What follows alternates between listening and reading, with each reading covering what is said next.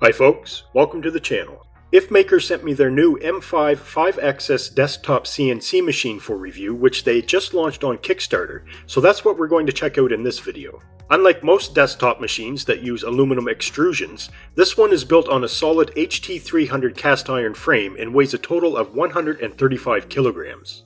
The footprint is 815 by 570 by 800 millimeters. All that mass is there to absorb vibration, so the machine can mill any material from wood to titanium. Looking inside the enclosure, it runs a liquid-cooled spindle that operates at a continuous 1.8 kilowatts and peaks at 2.2 kilowatts, with speeds ranging up to 60,000 RPM. For motion control, it uses industrial servos paired with C5 grade ball screws and linear guides.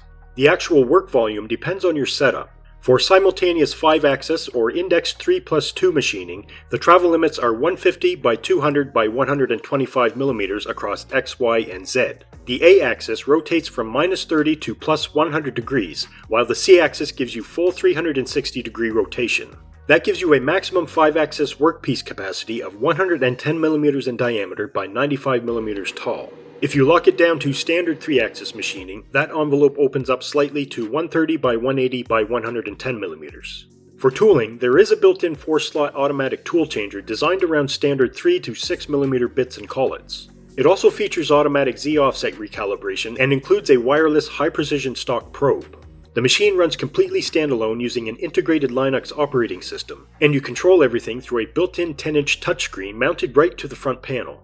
This is where you run their proprietary subscription-free software called IFCAM and CNC controls. Because the computer is built directly into the hardware, the entire pipeline happens locally on the machine, meaning you import your models, handle the CAM toolpath generation, and execute the actual machine control entirely from that front screen. Finally, the physical machine controls are centered around a wireless control wheel called the Nearlink hand wheel, which integrates an AI voice assistant. It has a built-in microphone so you can use voice commands to check the machine status, turn on enclosure lights, or handle hands-free start and stops. With that out of the way, let's get everything set up and see how it performs. First, I filled the spindle coolant reservoir with a 70-30 mix of water to an alcohol-free ethylene glycol-based antifreeze to prevent freezing in the winter, bacterial growth, and corrosion.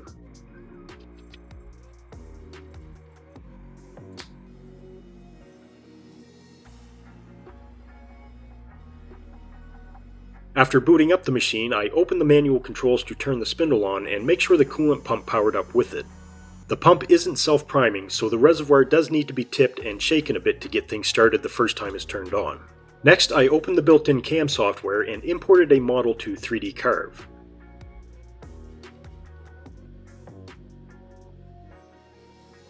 Under the Prepare tab, I clicked Workpiece Setup to enter the workpiece dimensions, then sized and positioned the model to fit.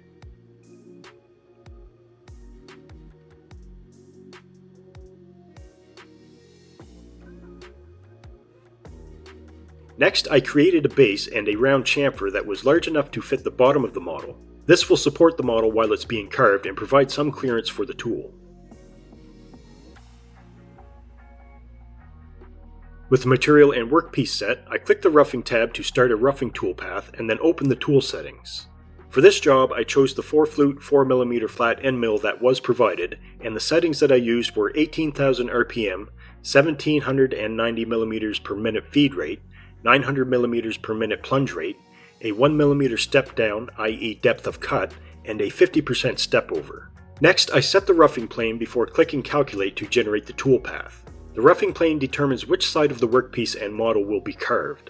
For this job, I'm carving from both sides on the X-axis, which means I need to set up 2 separate roughing toolpaths, one for each side, and they'll be executed consecutively.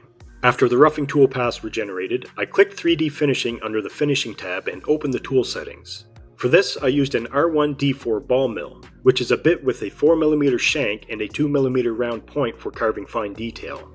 The settings that I used were 16,000 RPM, 1500 mm per minute feed rate, 800 mm per minute plunge rate, 0.8 mm step down, and 40% step over. Next, I set the driving face. Under GeoDrive Surface in Artist mode, this process is mostly automated. You just input your target height and radius, click Fit to Contour, and the software automatically wraps a driving surface around the shape of your 3D model. The driving surface is basically a simplified digital skin or guide track that sits over your 3D model. The software uses it to calculate exactly how the machine's axes need to tilt, rotate, and swing to keep the tip of the ball mill perfectly perpendicular to the curves of your model. With the driving surface set, I click Calculate to generate the finishing toolpath. The last thing to do is generate the toolpath to cut the finished carving free from the base by clicking Cut Off under the Feature Machining tab. Then select the roughing bit, set the plane, tool height, and how deep to cut. The goal here is to cut below the model and leave just enough material in the center to keep the model from falling into the spindle. After the toolpaths were generated, I opened the simulation window under the G-code tab to double check and then exported the G-codes for each toolpath.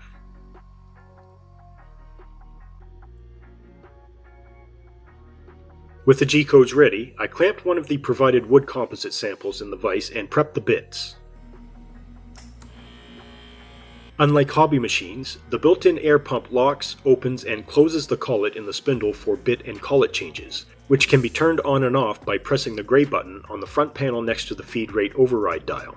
The roughing bit is labeled T1 and is installed in the spindle manually, and the finishing bit is labeled T2 and is installed in the T2 slot in the auto change tool holder. Next, I open the G5 panel under Settings to set the work coordinates. There are a couple of options to choose for doing this. The first is centering using the basic method of turning on the spindle, then moving it manually to barely touch each face of the workpiece, and then click the appropriate button in the panel to set the coordinate for each axis, including the Z offset.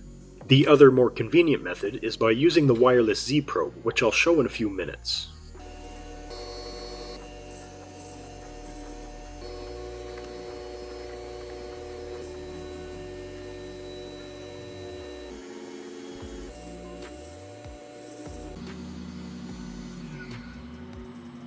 With the work coordinates set, I open the Edit tab to import and start the first roughing pass.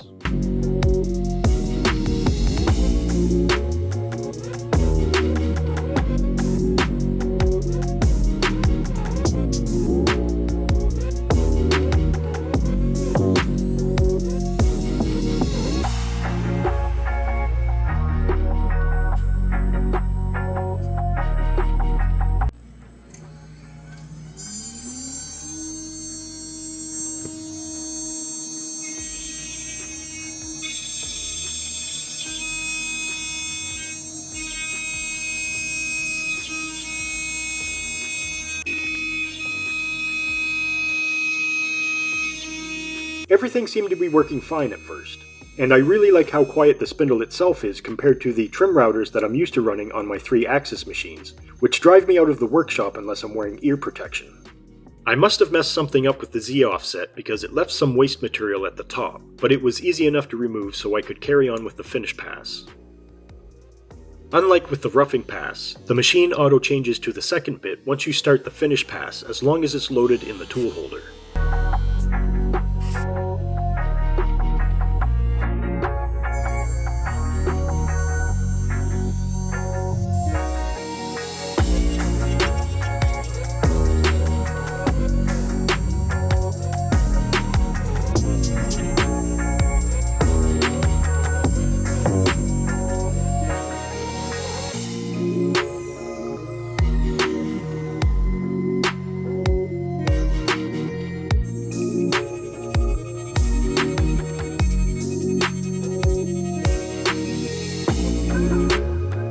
I'm not sure what type of composite this is. It seems like a mix of epoxy or resin and wood, but it carves really nice. I could do some localized milling to clean up the area under his chin, but this turned out great for a first attempt.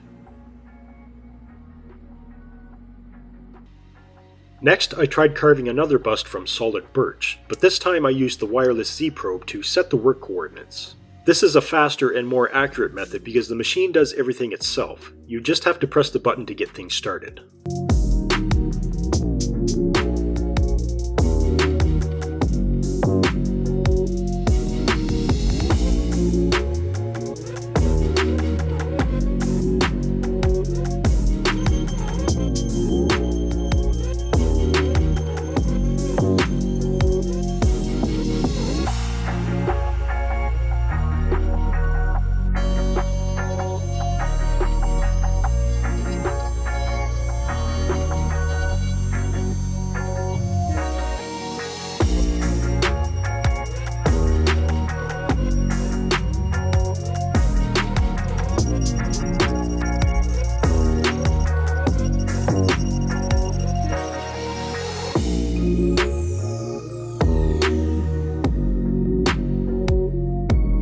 Again, it did a great job. The CAD model does have a bit more detail than what we're seeing here. Normally I like to 3D carve with a 1mm diameter bit instead of a 2mm, but I'm working with what was provided in the kit and it turned out pretty good regardless.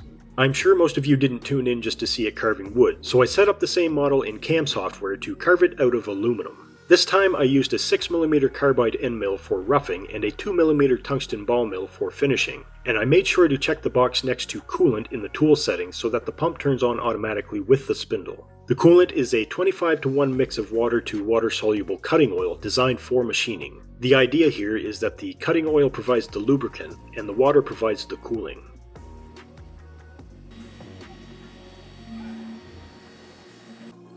The settings that I used for roughing were 12,000 RPM, 2800 mm per minute feed rate, 600 mm per minute plunge rate, 0.25 mm step down, and 45% step over.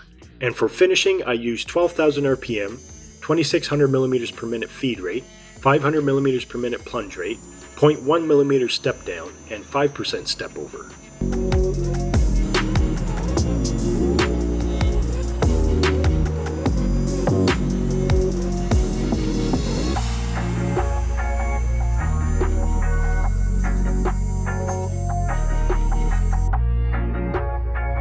This turned out really nice too. The tool marks are a bit more noticeable in aluminum than in wood, but it's actually very smooth. You can see some areas are almost like a polished finish. I could do one more pass with a finer bit to smooth things out better and get more detail, but I think this demonstrates how useful a machine like this would be for a serious hobbyist or a prototyper like myself looking to level up with industrial features and performance in a desktop-sized package. Bear in mind that IFMaker sent me a very early prototype sample for beta testing, so you might notice a few marks and dings here and there. But so far I'm impressed. I learned a lot about 5-axis machining, and I had a lot of fun doing it. I'm looking forward to making some accessories for my bikes with it too, like aluminum foot pegs, axle blocks, and bar risers for example. But let me know if you have any ideas for things for me to make in the next video, and what you think of it in the comments below. If you are interested in backing this product, then check out the Kickstarter link in the video description and pinned comment for more information. But that's it for this video, folks. Thanks for watching and take care.